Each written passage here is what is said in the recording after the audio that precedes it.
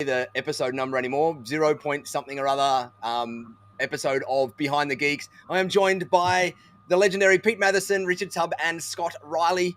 This is the show where we talk about all the craziness and fun and excitement and challenging stuff that goes along with running an MSP in today's landscape. And we have a bit of fun and we laugh and we be a little bit stupid along the way, which is what we're all about. And tonight's topic, it's starting to turn into the what challenges does Scott have show. And after each call, we go, all right, Scott, we talked about that one. What's the next challenge you've got in your MSP? Because the other three of us, we don't have MSPs anymore where we can go and test and play with this stuff. And so it's always, Scott, what's the next challenge you're struggling with? And we'll use that as next week's topic.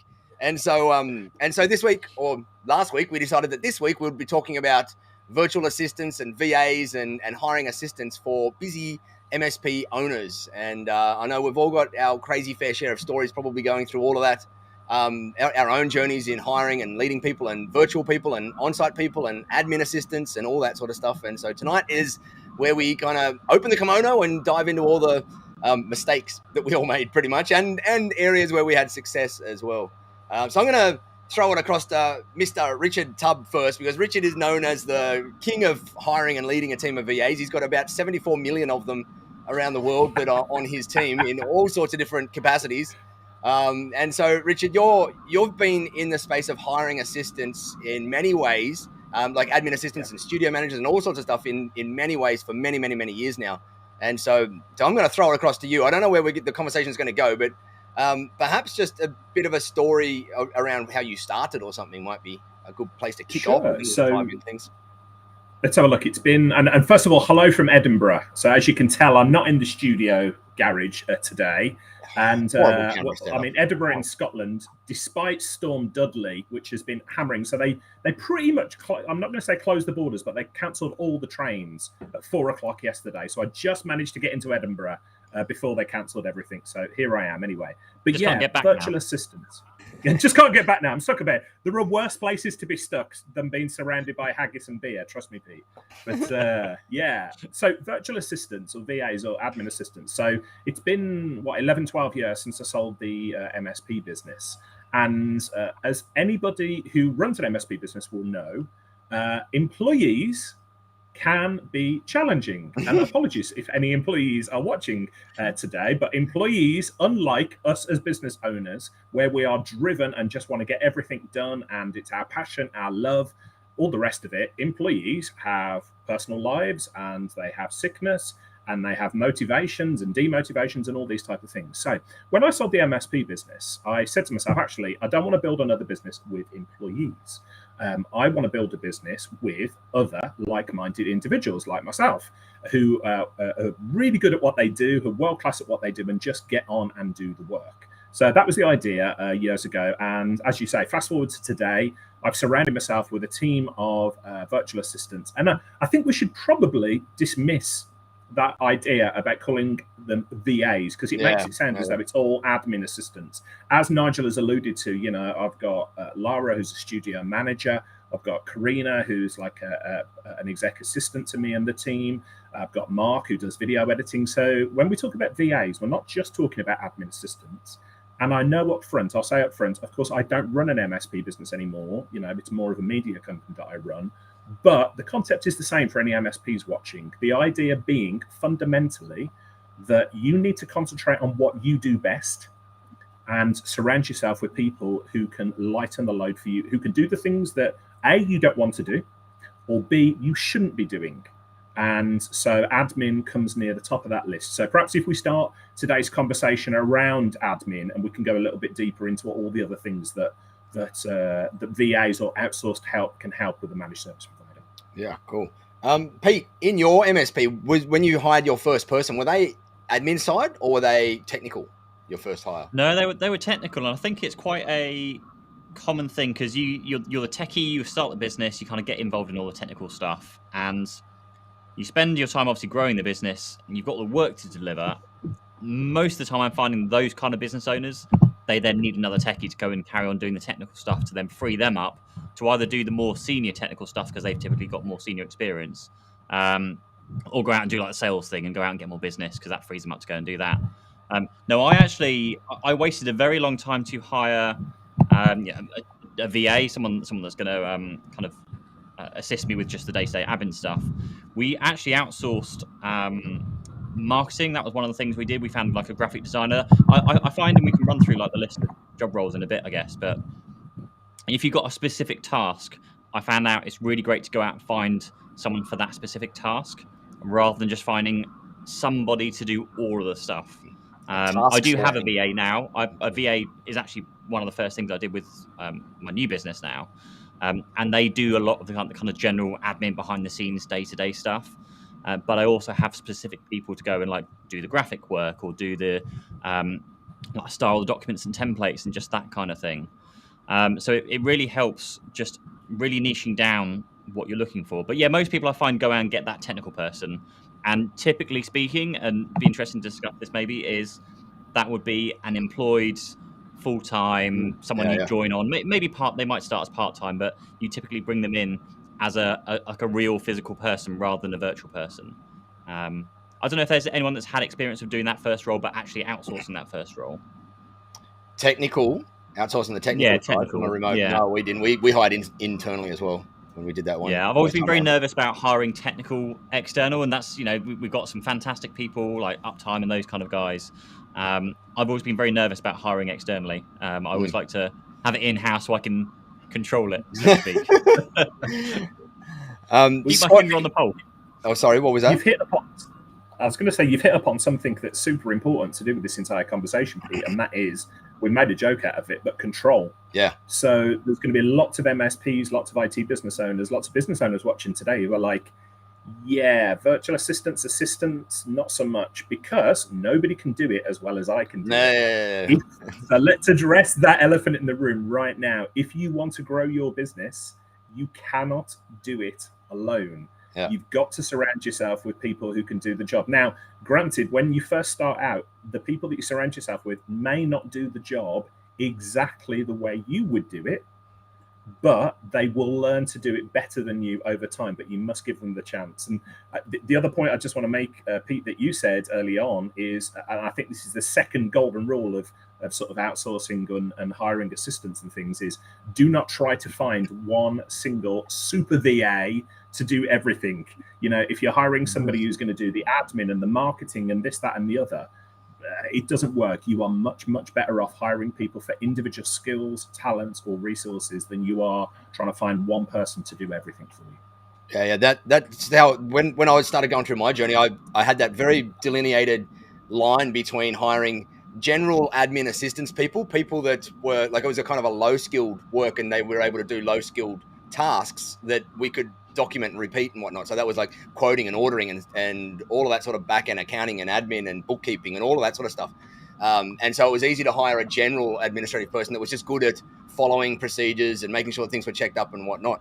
And then whenever we needed specialization, that was, instead of trying to get a general person to go, hey, you do our marketing now and our sales and all this other stuff, that was when we then went into looking for the specialized people. And that nowadays we typically go to places like Upwork if we want an awesome graphic designer or a marketing implementation person or whatever it happens to be, a slide deck creator or whatever it happens to be, and we go find those people that have got the skill that are just being a VA or an assistant or whatever, just for that particular skill set out there. And that's how we like to do it in our business. We use both very regularly. We've got admin people that are like Fatima on the team runs our admin team, and she is awesome. She will just follow any procedure that we come up with, and she'll work with us to come up with the procedures and whatnot. But then whenever in the business we need an awesome graphic designer or whatever, we just go straight to that task sourcing route, and we go to Upwork or one of those platforms in there. One platform I'll mention and throw in there as well is onlinejobs.ph. Yeah. So we had a huge amount of success. It can be quite challenging to find the right person on it. Yeah. But basically, it's a Filipino workers. It's like Filipino recruitment site. So it's only Filipino workers on there. Benefit being they are very, very, very affordable in one. But it does mean that you have to put a bit more time and effort into finding the right person and maybe interviewing and being a lot more specific on the job spec. And there's a few other nuances. The 13th month, I don't know if you guys have ever come across that at all. Oh, yeah. Yeah, we had, because we've got a team in the Philippines, we've got to deal with all of those things. Awesome. We've got ways around how we deal with them. Do you want to maybe cover some of that stuff off there, Nigel? Yeah, Philippines has a number of different things. My thing is here. I'll be back in a moment. Pete's got a new toy on the way. But as Pete said there, I don't know. In the UK, there's probably not a lot of benefit to hiring in the Philippines because it's the other side of the world, which means you've got to, like, the time zones just don't line up for people. Whereas you guys have got, as we were talking about on one of the other calls, like South Africa that lines up, which has got that cost differential, so that you can still get people at ridiculously good prices compared to local UK talent. And they're in your time zone, so you don't have to make them wake up at 10 o'clock at night to start work for you. But for those of you who are doing things in the Philippines, there is so many different nuances that you just got to be aware of. Things like the 13th month, which is where in December every year, typically Filipinos expect an extra month of pay because it's normal over there for them to get their extra month of pay, kind of a Christmas bonus over there. And so the first time I hired someone, they get to the 13th, like December, and we'd never heard of it. And they're like, when do we get our 13th month? And it's like, huh? What? We're going to pay you another full month? And which was fine because they don't, it's the wage differential is massive.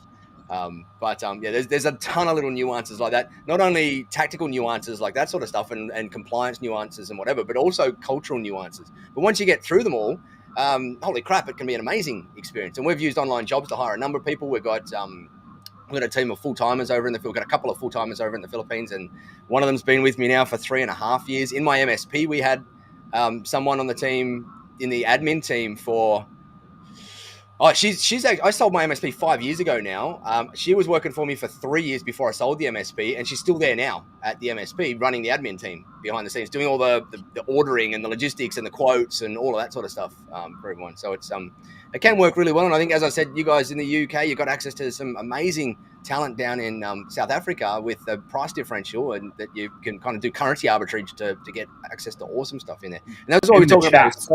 Sorry, what was that? Yeah. Richard? I was going to say, Nigel, in the chat, Sam James says +1 for support adventure. Yeah. He said he got his first tech help in South Africa there.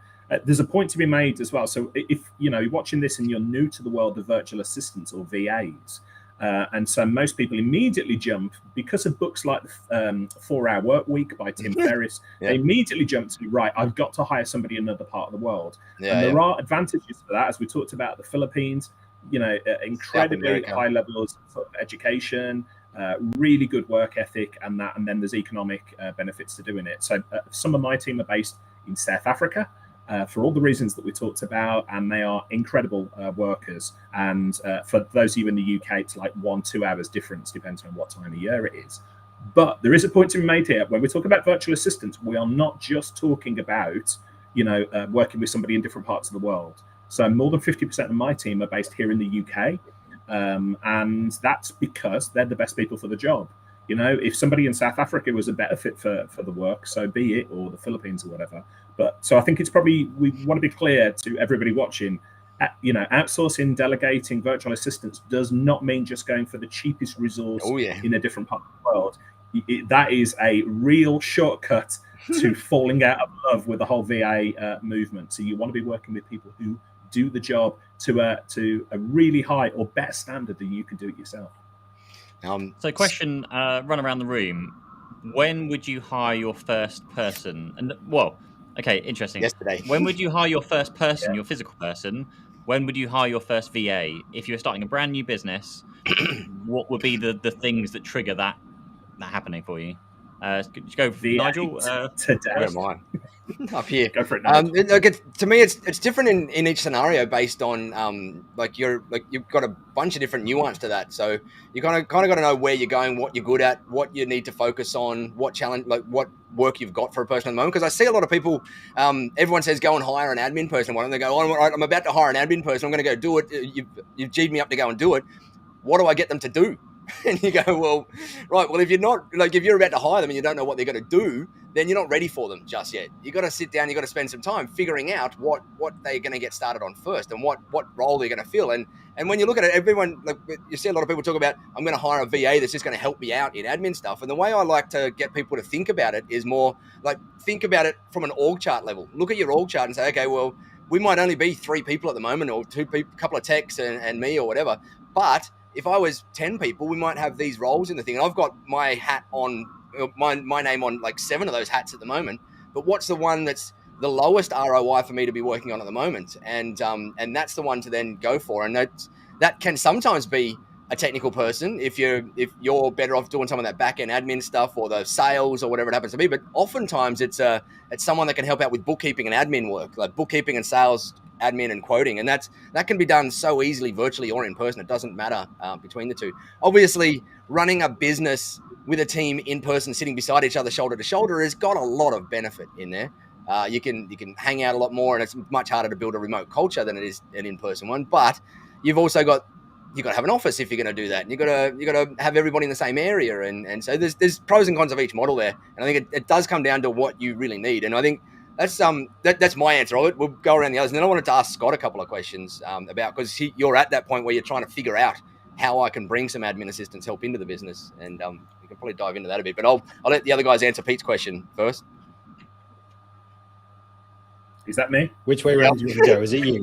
Go on. Oh, hang on, that way. So okay, the Ben Schneider in chat said, "Morning team." He said, "VAs are a revelation and a must. I know what I'm great at, and I also know what I'm not so good at, and these are the things that I now outsource." He says, "Great topic." The reason I bring up Ben's comment there is, when it comes to whether you should hire and when you should hire, for me, I think that the best time to hire is immediately. Because you are going to find things within your business that, as I said earlier, that you don't enjoy doing, or more importantly, you shouldn't be doing. Yes. So I'm speaking to every MSP owner here when I say that if you are getting too involved in the weeds with invoicing, if you're still doing your own VAT return, if you are scheduling your own meetings, if you are handling your own email, all of these types of things are the things that really you should be bringing in an admin assistant or an exec assistant or a finance assistant or a combination of all of those people to help you with those things. If you're confused as to, well, what could I get a VA to do? I actually take not the opposing view to Nigel, but I would hire somebody today and let them drive the conversation with you. I would say, hey, look, I know I need help. I don't know where I need help, and I want you to help me understand how you can help me. So that's the first thing. That's fairly similar, Richard, to there was something we did fairly often where, and actually I recommend it to a few people, is to advertise before you actually need the person. Always, even down to like engineering side of things, because you can recruit. If you're thinking of hiring like a techie in your business, there's no reason why today you can't just put out adverts for junior engineer, field engineer, senior engineer, a few different positions just to see what comes through, because you might find actually that golden senior engineer does come through that you weren't quite expecting. Maybe you were actually looking for a junior engineer, but the right opportunity comes up with a senior. There's no reason why you can't be doing that. And so I think that's well worth kind of pointing out there. Exactly what you're saying there. Yeah. Always be hiring. ABH. Always be hiring. Well, we'd leave job roles that were just going like all constantly. We'd have techie roles constantly going because we just want to see what comes through, and if a good opportunity's there, then we'll hire them. Especially when you get to a certain size in business and you've got some capacity and whatnot, it's that thing where it makes complete sense to always have the job ads out, because when someone does come through that's good, you can pounce and you can say, hey, we don't need him at the moment, but that's going to bring up our capacity a bucket ton and drive me to go out and bring in more revenue now because I do have this person. And awesome approach to take. Scott, we're going to put some spotlight on you for now. Well, let me jump in as the current MSP runner who isn't filled with bags of money every month to hire all the people that he would like. So there is the challenge, right? Because you say hire the first person and hire them immediately. Well, when I started the business in September, it was me and I wasn't paying myself and I was trying to find clients. Yeah. So that isn't a great time for me to hire someone. So what I had to do was kind of work hard on the sales, the marketing, the product. What are we going to be good at? What are we going to be famous for? And then find those people through my network and through LinkedIn and through our social content and try and drive all that yourself, because that is your founder's journey, right? You're trying to get all those people. The first person I hired kind of 4 months in was a tech guy. And that was because I'd got to a point where I was like, look at the pipeline, look at the revenue that's coming in. I can't deliver all this by myself. And oh my God, I'm terrified because right now I don't have a mortgage, so I'm not really playing with anything. If this all goes wrong, I'll just go and get a job. Someone will hire me, I'm sure. I'll speak to Richard. He'll give me a job. But that first hire, right? Suddenly I'm messing around with someone else's family, their mortgage, their income. And I'm saying to them, hey, leave that job that you have and come and work with me. I've got this crazy idea for a startup. It might work, it might not. Who knows? Come join me. That was a revelation. And that was terrifying, but also that the second we did that, we 5 times our income, because I was then able to go out to all those prospects and the clients and actually be really confident saying, hey, we can do this, and we can do this in 2 weeks. We can do this. We can do this next week. We can have it done in 3 days. That confidence was just there now, because it wasn't just me. There was 2 of us. And actually, that guy brought in a whole new range of skills and capabilities that we could say, hey, let's now augment the portfolio. And we did a deeper dive into other areas I wouldn't have thought of.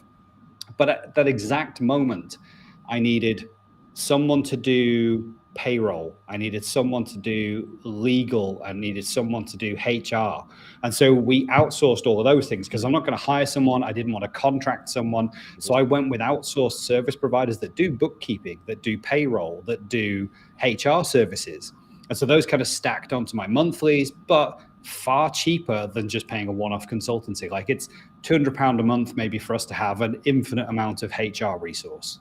Cool. Okay. I'm never going to get that kind of experience by hiring kind of a part-time HR manager. So we just have that as a service. Same for bookkeeping, same for accountancy.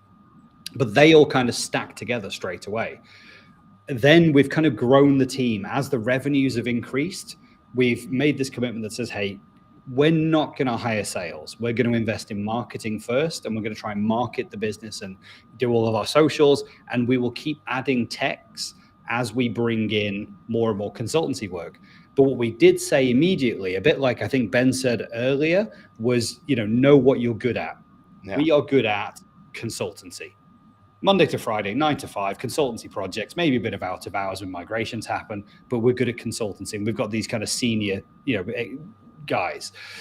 What we're not good at is first, second, third line break fix. And we don't want to be good at it.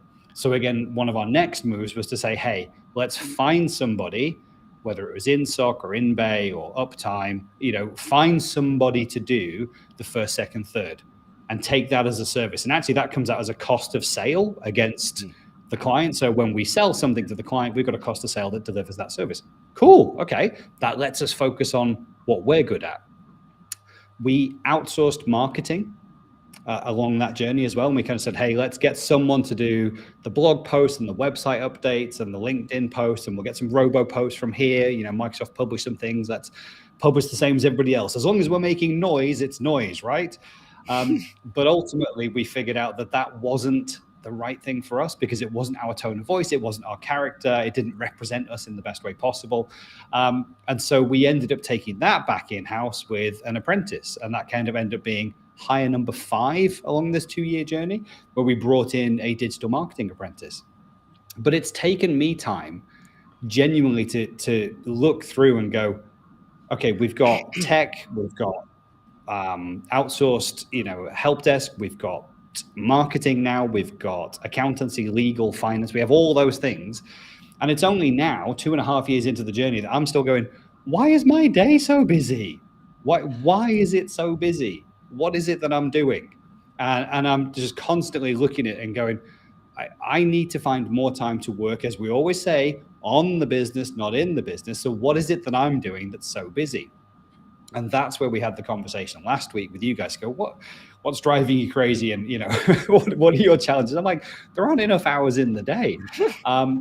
It's dumb things. Like the guy's like, hey, I need a sales quote for this thing. Okay, well, I have the zero access, so I'll go and do the sales quote. The invoicing needs to be done. The reconciliation from PAX 8 every month needs to be done. The Azure invoices are a nightmare.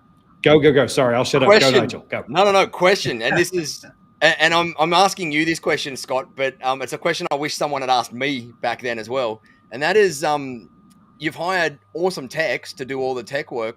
What do you think has stopped you from hiring awesome administrative accounting assistants ages ago, like when you were hiring the first techs in there? Why do you think you haven't done that yet? And the reason I'm asking that, like I'm sure Pete and Richard, you had that same moment, right? Where you you've hired techs and whatever, but you're still doing all the $10 per hour admin tasks, like the invoicing, the reconciliations, and all that stuff. We all got challenged with that. But I'm curious why you think why you haven't started it yet.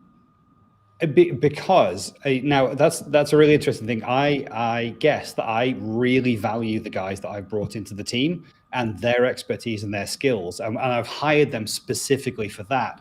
And the rest of this noise, that's my job. Because there's like if you do like the Michael Gerber E-Myth Revisited, and you kind of plot out all the seats in the organization, and where it's not one of these guys that I've hired in, I sit in the rest of those seats. Sure. And I've just kind of taken on to that to go, well, yeah, admin and finance and reconciliation and you know, we do have a bookkeeper, but still there's the monthly stuff that's complicated. Do you know what? It's not complicated. I'm doing what I do with customers. You're not special. You're not different. My products aren't different or special. I know. But I've convinced myself over the last 2 years that this is awkward and there's only me and I have the access and I can do it. And we've all convinced ourselves of the same thing. Yeah. And it's a robot everyone has in that particular role. Yeah. But it's one of those things that, oh, sorry, you go. No, I was going to say it's stuff that I should have outsourced ages ago. But again, it's, well, where do I go and who do I take? Right. And I think particularly around the billing as well. There's one of my coaching clients I'm working through for billing that a mistake in, so to speak, that we made certainly with our business early on is that my wife was brought on board to do the billing and invoicing and reconciliation, which was great. She was fine in it. But if you have a holiday, then nothing happens for the 2 weeks whilst you're on holiday. So with this next business, she even said like, "Oh yeah, I can do your accounts." Like, no, I don't want you to, because I want to go and enjoy myself. Like, we can go and have a family holiday, and stuff still happens. Yeah. But if you can find someone to do the bookkeeping and the invoicing and all that kind of stuff, to make sure you give it to somebody that can actually do it whilst you're not there, that's just worth pointing out as well. Yeah. I'll say as well, Scott, and this is particularly aimed at you, my friend. When you overcome that initial resistance, that initial friction to like, nobody else can do it as well as me, or what can I get them to do? The revelation that you have when you bring in somebody who is awesome, who does the work, frees up your time, and they do it better than you. Yep. Way better than you. And you're like, I should have done this years ago. Yep. So, I mean, I'm looking on the chat at the moment. We've got a number of VAs who are joining us. There's Karina from a team. There's Hayley Frey. She says very interesting, particularly as a VA, hearing the other side of the story. There are so many quality people out there, Scott. And I'm saying this, Scott, to everyone, of course. There's so many quality people out there. Just overcome the friction, overcome the fear that nobody else can do it as well as you, and then join us in the promised land, the revelation, where you've got amazing people surrounding you, and it reduces that business owner loneliness that you get as well when you're surrounded by brilliant people. Pete, would you agree? I have a question. Okay, so you want to outsource your billing or your financing, your invoicing, that kind of thing. One of the biggest challenges or biggest questions I hear is, but I need to check over everything before it goes out. Yep. Right. How do you respond to that? I'm going to dive in on this one because we dealt with that and it took us some time. But the way we dealt with that is we use ConnectWise, and so you could have multiple. You've got your, what's it called? You've got the approval levels. So invoices go to one person first, and then they get routed to the next person. Like timesheets. Yeah, it's like timesheets, but you can do it with invoices. And so of course you can, yeah. And so initially I was creating all the invoices myself. Like, we started off at that end where I'd create all the invoices, I'd look at them all, I'd check everything, I'd tweak everything, I'd do the whole lot. And then over time, it took us a year or whatever to get to this process. I didn't touch the invoicing system at all, apart from just doing some reviews of some stuff, which took me maybe 5 minutes a week. But what we did through that year was we put the routing in place so that it went to the right people first. And every single time we picked up a problem or something that was wrong or something that needed to be tweaked, instead of me fixing it, I pushed it back down and I pushed it to wherever, like if it was a tech causing a problem, if it was a service manager approving something that shouldn't have been approved, if it was the accounts team making sure there was an agreement not in the right place or whatever, I pushed. And it was painful because we had to push, like if there was an invoice that got to me and it had a problem on it, I pushed it back to the accounts person, who pushed it back to the service manager, who pushed it back to the tech, all the way down. But we solved the root problem of every single challenge that came through. And so then after, I'm going to say a year of doing that, it was kind of this linear thing where over a year we just got better and better and better to the point where it would then be weeks at a time where I'd have to, like, everything would be perfect for weeks at a time in our invoicing. And that's when I went, all right, it's perfect now. If something's going to slip through now, it's going to be minor. We've got all these checks and balances in place now with the team to go and do stuff in there. So now I can take that step back. And that worked really, really, really well. Just solving every single challenge as a root cause, finding out what the root cause of it is, fixing that so that particular issue never happened again. Sometimes it was agreements not being assigned properly. Sometimes it was techs using wrong work types. Sometimes it was they didn't document things as well as they should on the ticket. There was all these different types of root causes, and it was always a process problem that we're able to fix, a people problem we'd be able to fix, or a procedure we'd be able to kind of update in there, or part of ConnectWise we'd be able to automate it so we didn't have to deal with that particular step.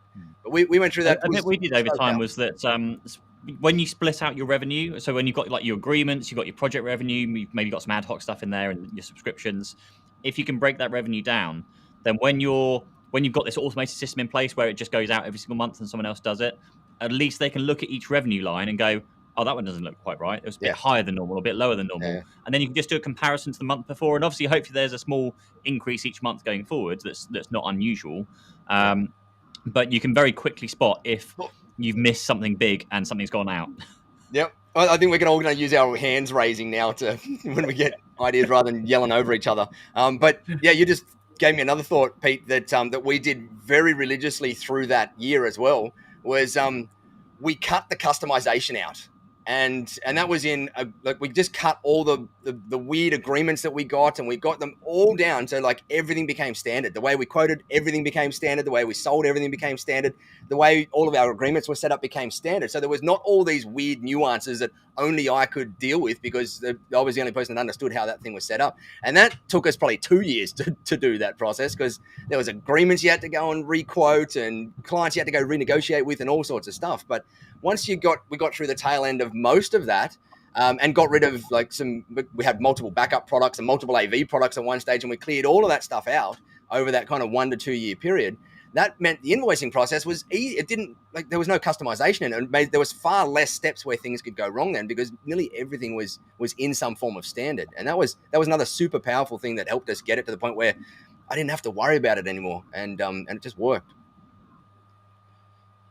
It's a point I'd love to make here that I think just gets to the core of what we've been talking about, Nigel, where you were talking about, going to the root cause analysis. So I mentioned earlier, like, fundamental rule number 1 for MSPs when you talk about outsourcing or working with VAs, and that is overcome this head trash that you've got that nobody can do it as well as you.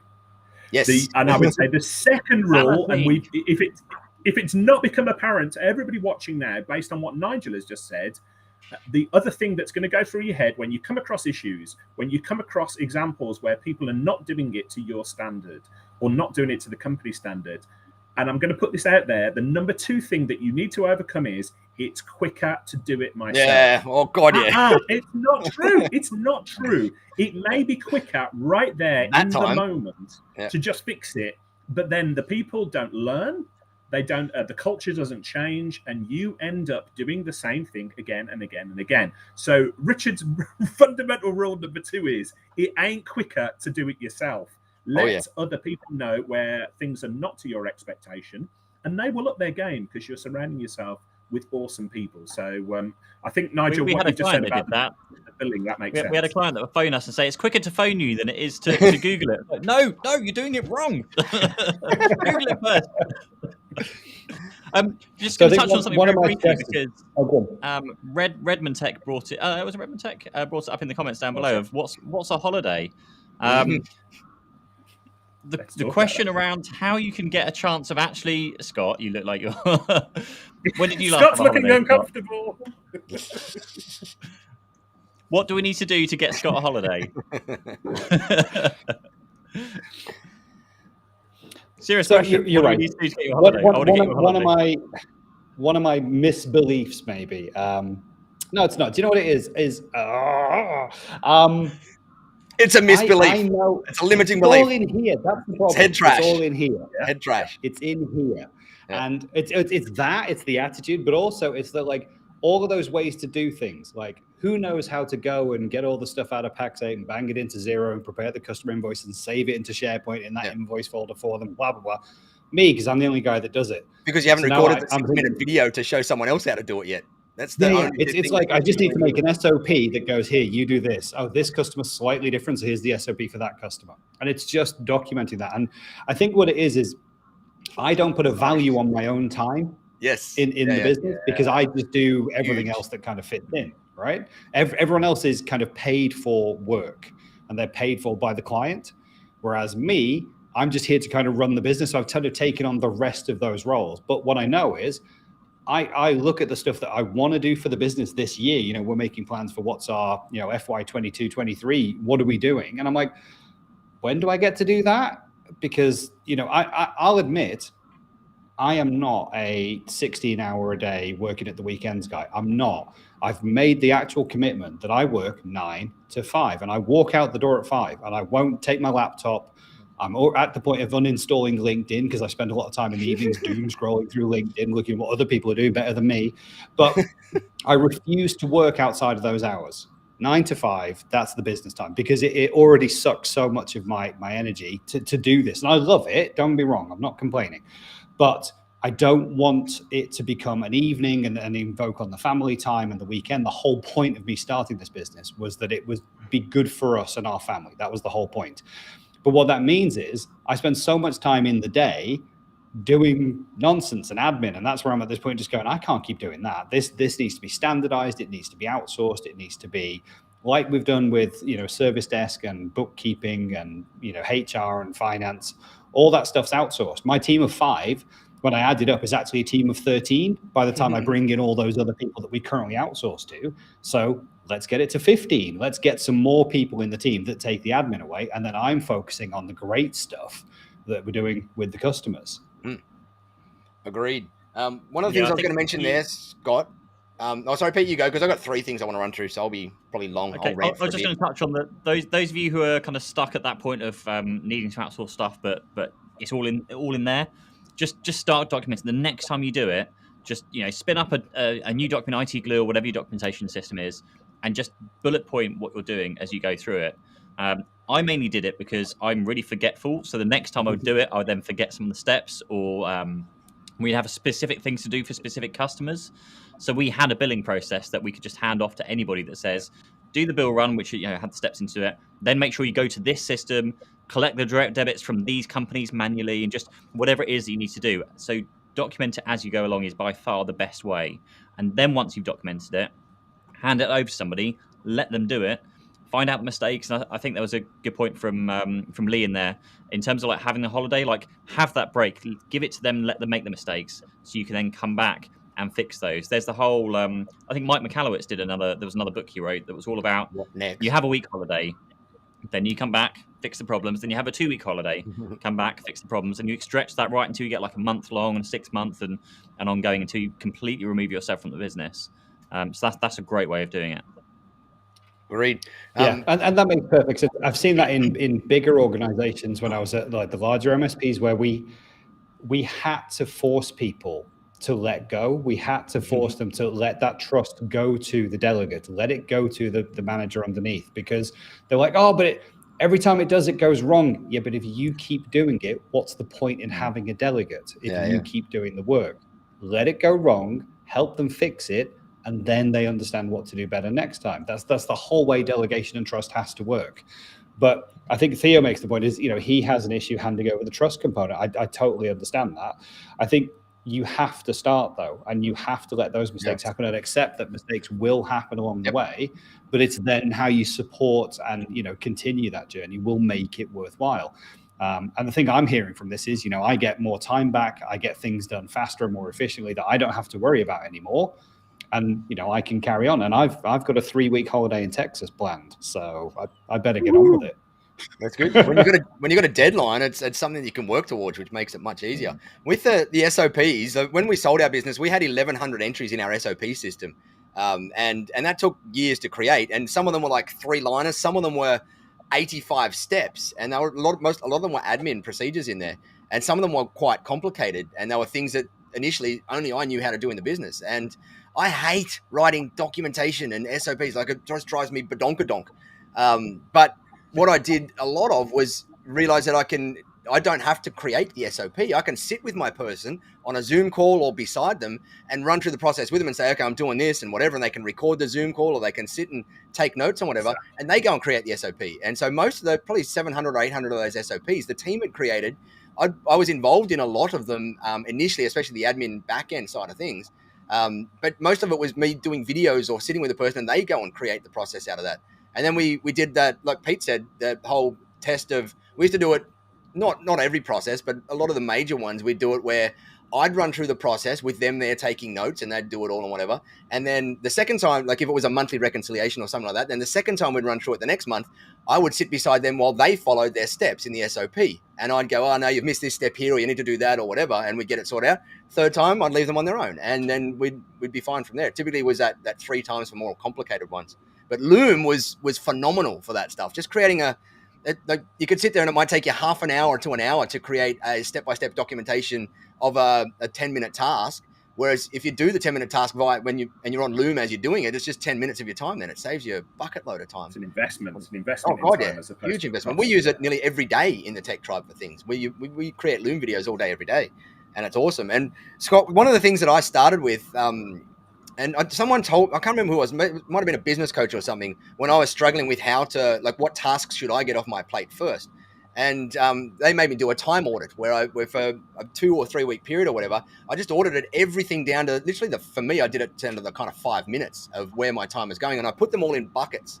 And those buckets were like sales admin work and vendor work and account management work and level 3 technical work and solution design work and bookkeeping work and all of that stuff. And I put it all into buckets. And I used an awesome tool called Toddle, TODYL. It's like a time tracking tool that sits on your computer.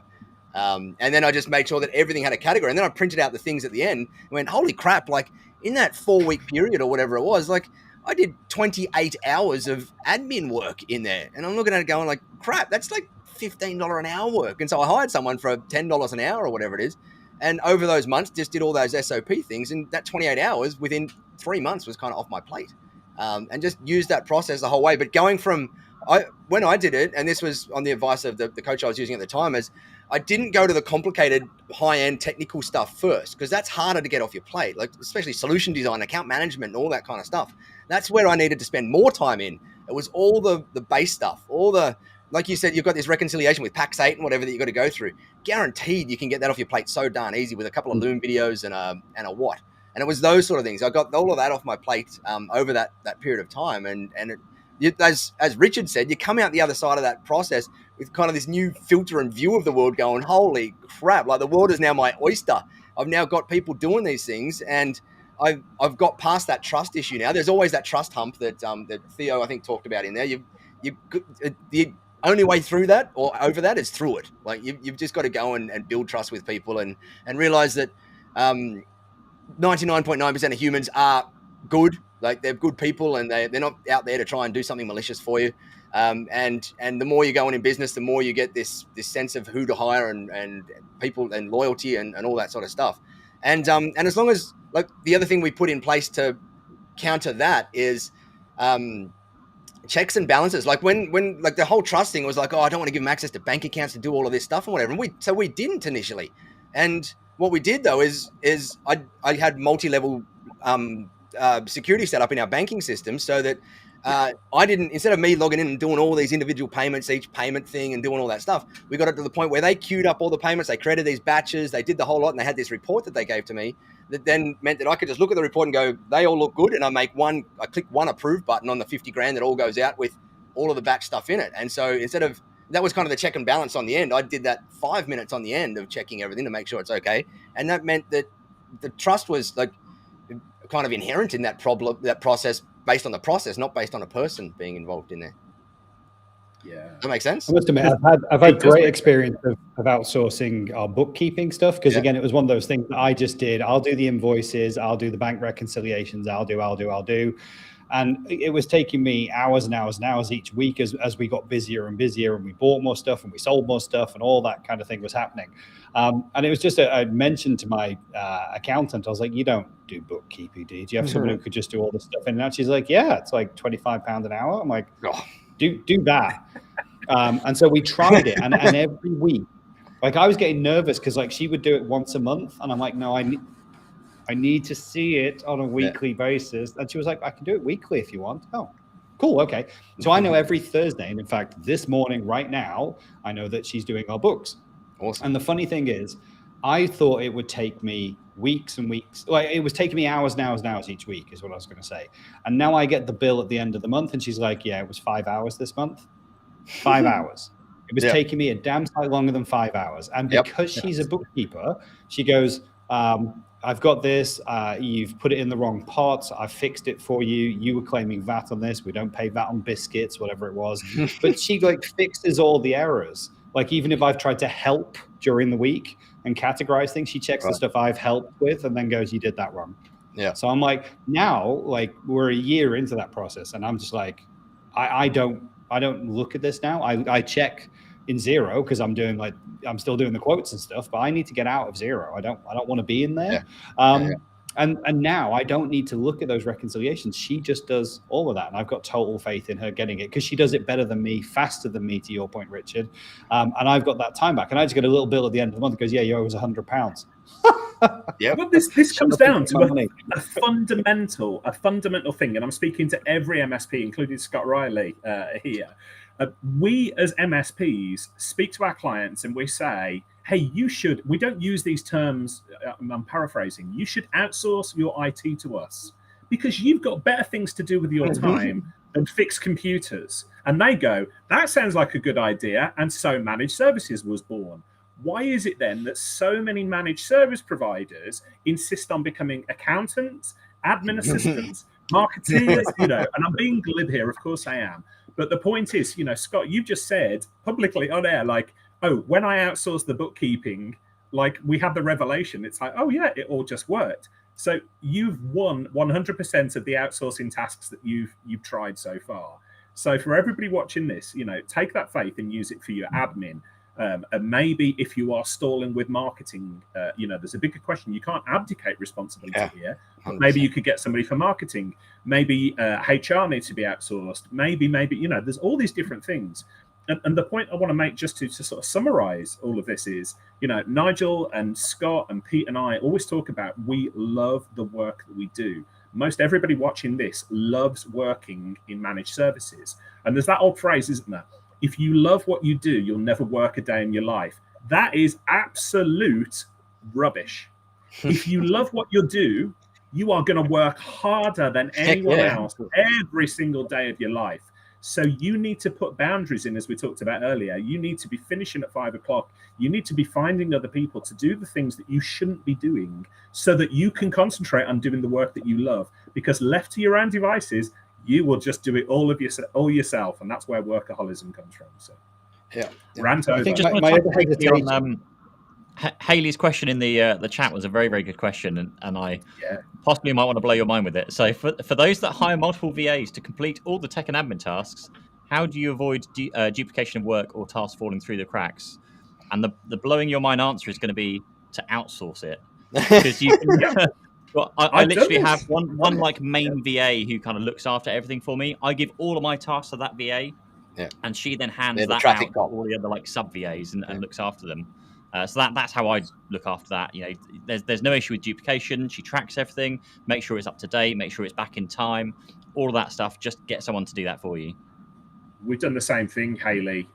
So within my team here, I hired many people in the managed service industry know a lady called Claire Jenks, and she initially looked after the entire team and made sure they were doing.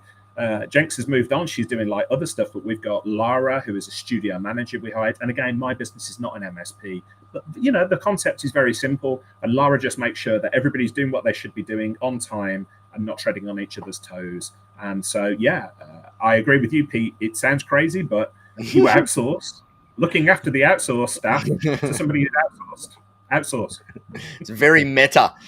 And the other one of the tasks falling through the cracks as well is we talk about like this whole trust thing and handing trust across to people, but you often hear that, or you always hear that saying, trust but verify. And so in our, like, as an example of how we had that in our business was we had the team do all sorts of different things that they were allowed to do in there. But we also had every single month reconciliation processes across accounting, across inventory, across times, across all different types of things, so that we could verify that the trust that we gave was working okay, and that the accounts would line up and bookkeeping would line up and whatever it was. And so that verification / reconciliation process in this whole thing is wildly important. In the Tech Tribe, we've got a couple of reconciliation processes that we run through every single month that take Fatima 2 days at the moment. We're reducing it down to 1 day with some automation we're putting in at the moment, but 2 days at the moment to reconcile a bunch of things just to make sure that things are working fine each month. And that's that whole trust but verify thing in play, that you're making sure that things are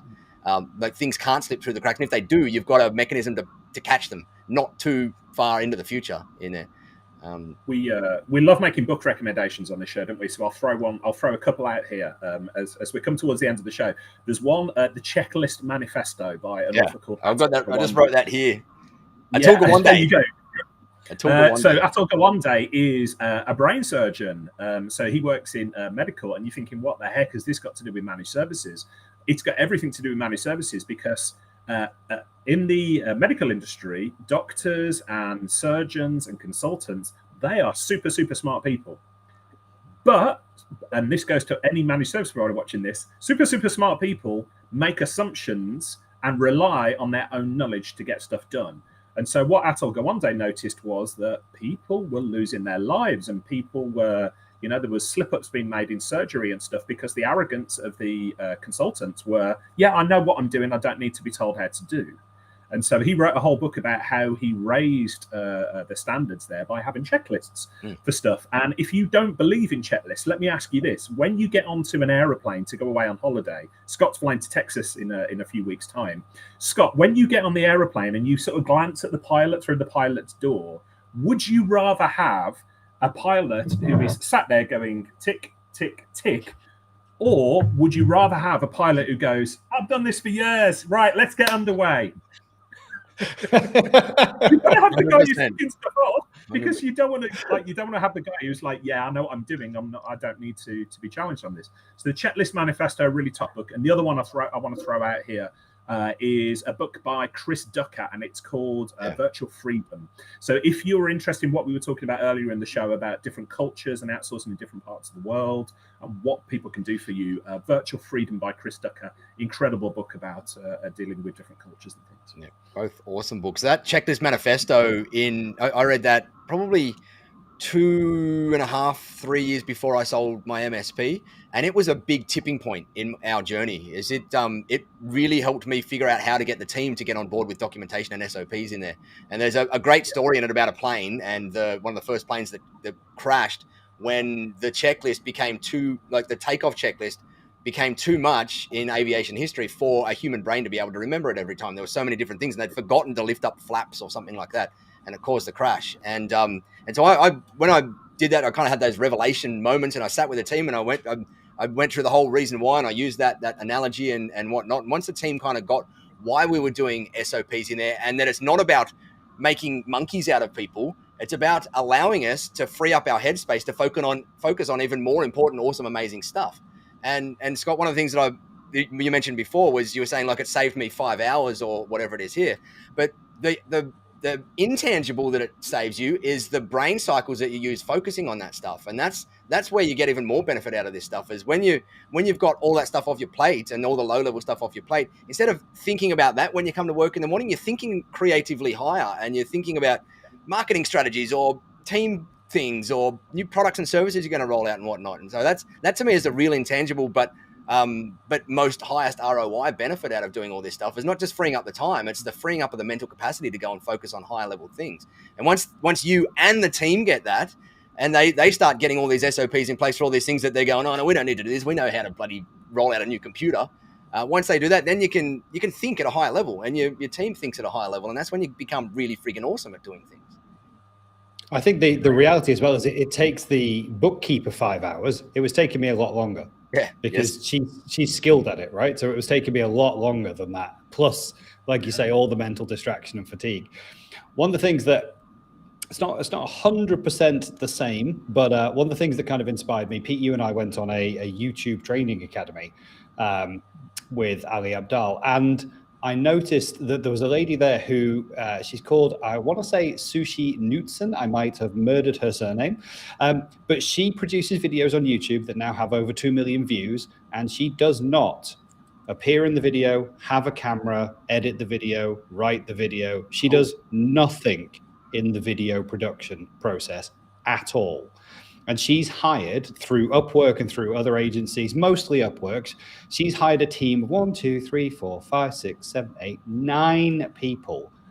And they have one central person who's the director of operations based in the UK, and then a team of 8 people that do the writing, the editing, the video production, the content research. They do everything. Now, I would argue that for most of us, our personality is our brand, and our uniqueness is what we bring to the customers. But what it inspired me to go is, if you think about the concept of making YouTube videos, you immediately assume I need a camera, I need video skills, I need the software, I need computers, I need to look good on camera, I need to sound good, I need to write scripts, I need to research. She does none of those things and has a very, very large income coming in every month from YouTube channels. And you just think, we have to get out of our own head to go, we're not that special. As one of the guys said earlier on, I think it was Ben, is what is the stuff that we are special at, and what's everything else? And who can do the everything else? But my final overriding thought that I think of every month as a business owner is, yeah, but how much is that costing me? Because everything that's £250 a month, and that's an extra £250 a month. And this one's just another 100, and that's 100, and that's 100. But you look at it all and you go, it's a lot of money. And then you're thinking, well, is that value for money, or should I take the brain power back and should I just do it and suck it up? And that's that kind of, founders challenge. Yeah. I've got to challenge you on this. To challenge you, because I'm going to ask, you're asking how much is it costing? Scott Riley is world-class awesome. We know this. Everybody who watches the show knows this. How much is it costing Scott Riley by spending time on the things that he shouldn't be doing when that big fat juicy brain of yours should be off doing awesome sauce? How much is it costing you by not doing these things? That's the question. The other way to reframe it. Yeah, 100%. Yeah, and I think that's fair. It's when there's so much stuff I want to do, but I don't have the time to do it. Or I feel like I don't have the time to do it. Yeah. But there's it's like opportunity cost. What's the opportunity cost of that? And there's one of my clients that I'm speaking to that we're getting there now. We're actually making some progress, and he's really behind on his invoicing. He's backed up, and he's trying to get there. Every single time we kind of have the discussions, like, okay, how much is sat there in like your stuff waiting to be billed? I was about 60, maybe 80 grand. But you could hire someone. Obviously, there's a bit of time going into do the policy processes and SOPs, but you can hire someone and fix that problem pretty much straight away. But it's just getting to that stage of actually being able to hire that person, having the SOPs in place. And also, I wanted to add into there that I'm assuming it's more than just me, but the number of times we went out to hire somebody and didn't actually know if we could afford to pay them, because you have to take that leap of faith of, look, we're going to take a bit of a risk, we're going to hire you, but that means I can now free up my time to go and get more business in, or make efficiency elsewhere. Even in the very, very early days, we made, not even in the early days, in some of the later days, whether it was a mistake or not, we had interviews with people and we were literally like, I don't know if we can afford to pay you, but we're going to pay you, we're going to hire you still. They still join, they still work for us.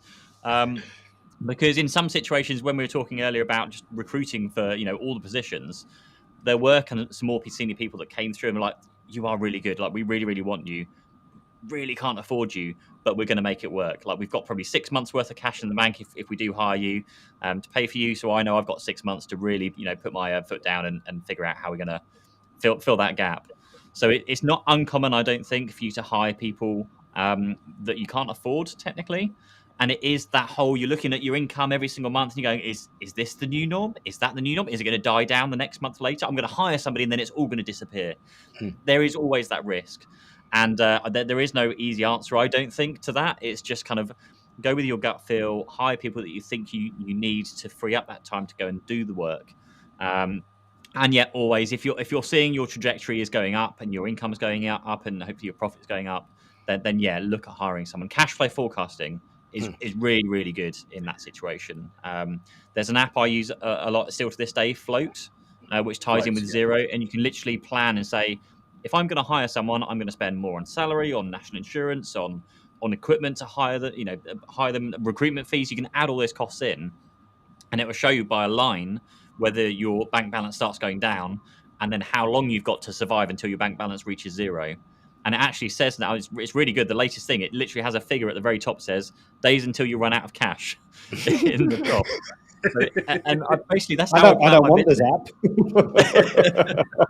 But, a lot of the time it was, we've got 6 months, we've got 8 months.